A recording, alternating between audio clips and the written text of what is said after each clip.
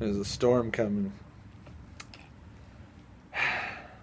So I want to do a little quickie and kind of muse on something here for a second. Something that I wanted to talk about was that, how do I put this? Becoming an atheist is crossing a threshold. It's not a choice, really, after a certain point. I think there really is kind of a point of no return that only intense trauma can really bring someone back from. There's something in your mind that clicks where your brain now says, I require substantiated evidence, credible sources to believe things. When you start to learn about the way the world really works and what happens when psychics and faith healers and diviners and astrologers and prophets are tested in double-blind studies and in other experiments, they fail. They do no better than chance every single time. And I've been around on YouTube long enough to start getting inboxes from people who just throw baseless assertions at me. Just today, I got an inbox that said, I believe that God created the universe and not that the universe created itself because there is more, the former is more in tune with what we find in science. That is a direct quote. And the latter is not.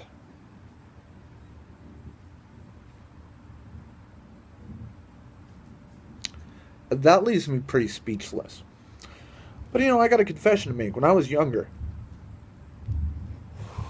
I loved all sorts of things supernatural. When I was a kid, I was absolutely certain that a ghost lived in my house. I'd even seen it.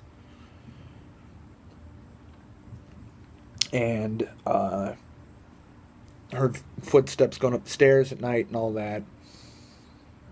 And it didn't occur to me for a long time that I was a really young kid and a rambunctious kid who acted out in school, and they had put me on Ritalin, which is a hardcore medication given to like schizophrenics and shit, because back in the early 90s, they didn't know what to give a kid who wouldn't stop fucking off in class.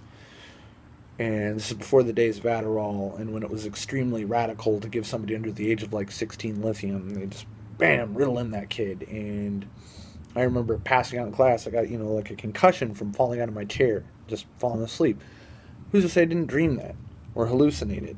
And houses settle, especially 3-story houses like the one I lived in.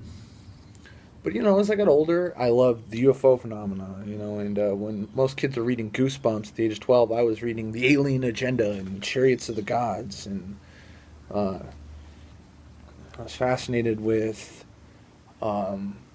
remote viewing and other psychic phenomena like mind reading, shit like that.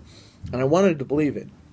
And I watched a lot of material documentaries and read a lot of books on alien abduction and contactees.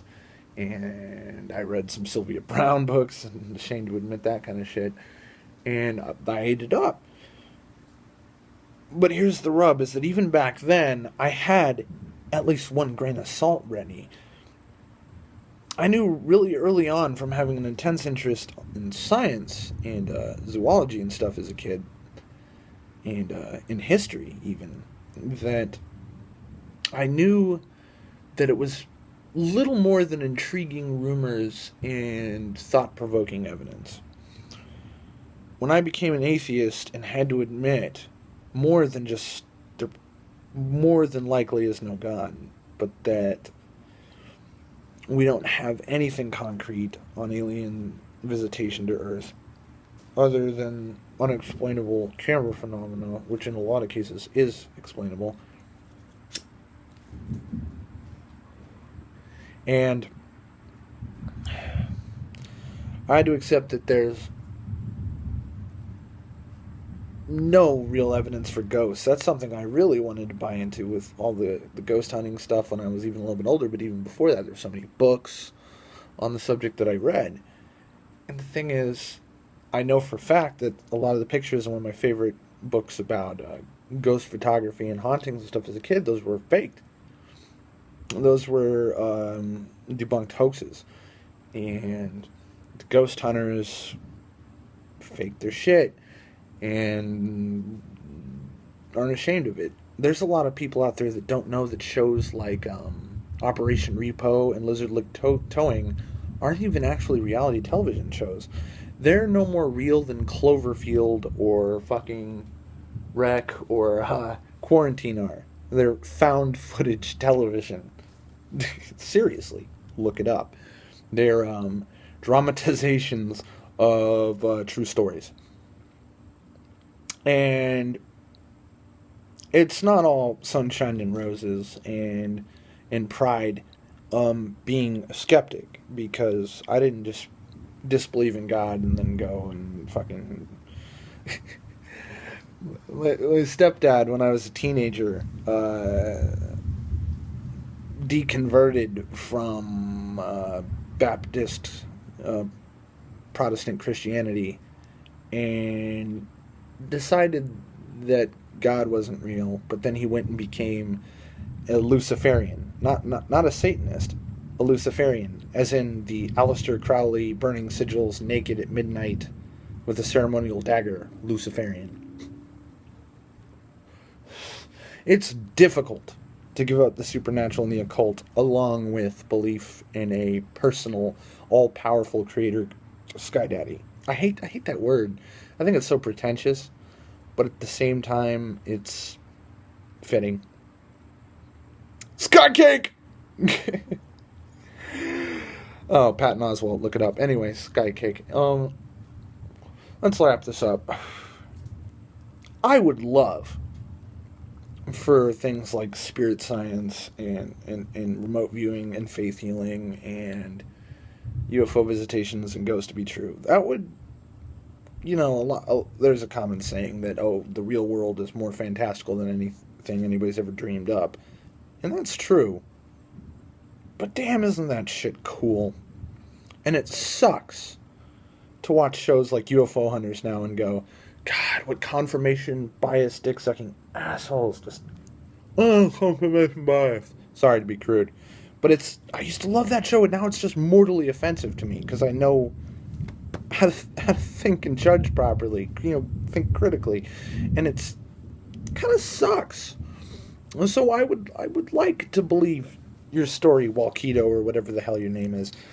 And I wish that whatever bullshit was presented to you that you decided to believe, I almost want to be that gullible. Ignorance kind of is bliss. But at the same time, it's great to be rational, man. There's like a weight of responsibility and arrogance and egocentrism and selfishness that has been taken off me that more than outweighs the cons of losing wishful and magical thinking. And you know what? Today's skeptical life is a life worth living. And if there's anything to be grateful for, to feel blessed about, is to be alive in the 21st century in a westernized first world country. There's a lot of bullshit going on right now, and a lot of things are as bad as they've been in a good long while. But you know what? Across the level, it's great to be alive right now. Science is great. The availability of information. Just think about that sometimes. And every once in a while when you're on YouTube, before you watch, when you're watching jackasses like me or something, infinitely more entertaining, do yourself a favor and try out some of these documentaries, man. This science stuff is all over. And it's free. So anyway, I've wasted enough of your time. Just shaved off the last 3 minutes of this video, but keep thinking critically, everybody.